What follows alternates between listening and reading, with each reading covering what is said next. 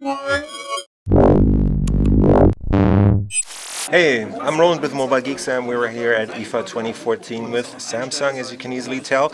And this right here is the new Samsung Galaxy Note 4. So that's their new 5.7-inch phablet coming out at the show right here. Probably going to be on sale in September or October, depending on where you live. And it feels like a nice improvement over the last generation Note 3, and at least in my opinion, because you get a 5.7-inch Super AMOLED panel running at 2560 by 1440 pixels. So they have definitely improved the resolution, pulled it all the way up to Quad HD levels. What you can easily, hopefully, see on the side of the screen right here is that you have a 2.5 dimensional cover glass right here, like on a couple of Lumia devices from Nokia or Microsoft. Very bright screen, very good color reproduction, and same digitizer as on the previous generations. So what you can do with this is for sure use your friend the pen right here. They've improved this too, so you now get 2048 pressure sensitivity level measurements, or you can also use different clipping features. So now you can actually select this, have it copied to the edge of the screen right there, and add a bunch of more of these. And if you go into, for example, let me see, emails right here, and I'm going to start writing a new item, and I can just easily pull this in here and add stuff right there to my email and just have that sent in the mail right here. So that's definitely a nice improvement, and they've done a bunch of other things on the software side of the stylus part.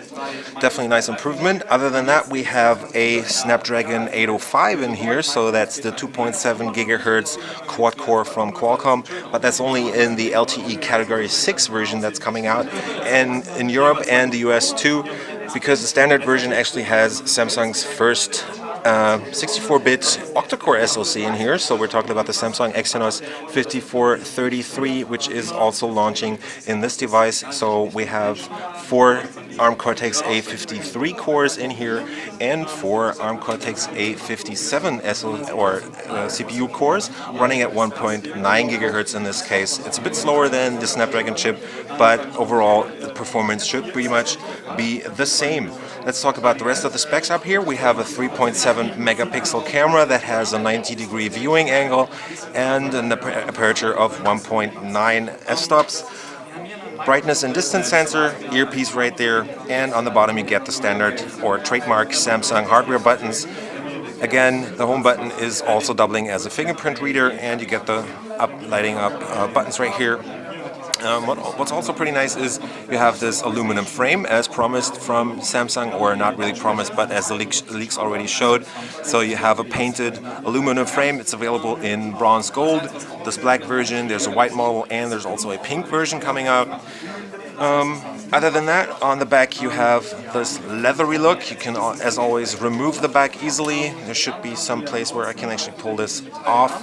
Just rip this off like that, and flexible. There's also going to be a version of the cover with optional wireless charging integrated right here.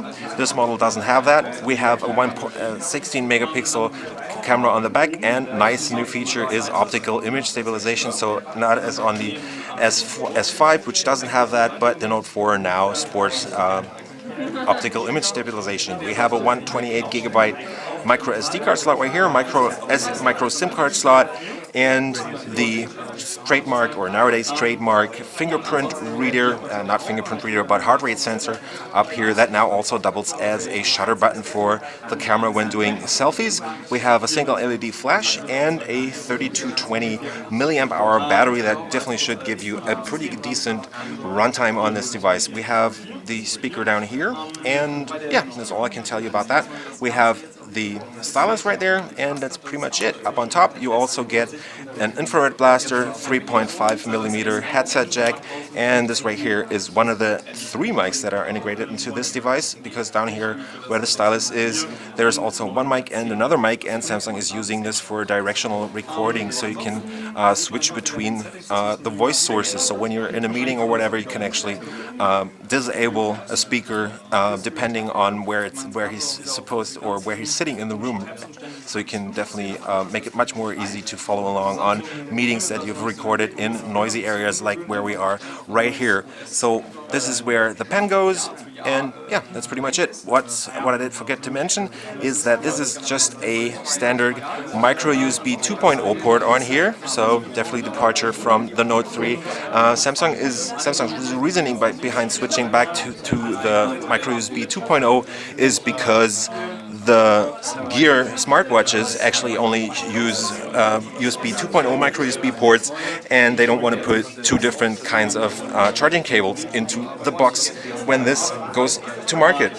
Software-wise, we're talking about a Android 4.4.2 in here. Let me just quickly pull out the About Device part, and down here you can see we have Android 4.4.4 KitKat going on. This is the European version.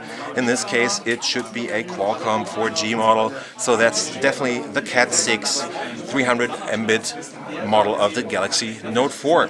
So I was rolling with Mobile Geeks, checking out the Galaxy Note 4 at IFA 2014 for you. And if you will like what we do on our channel, give us a thumbs up, subscribe to the channel, follow us on Facebook, Twitter, and Google+, and we'll see you later.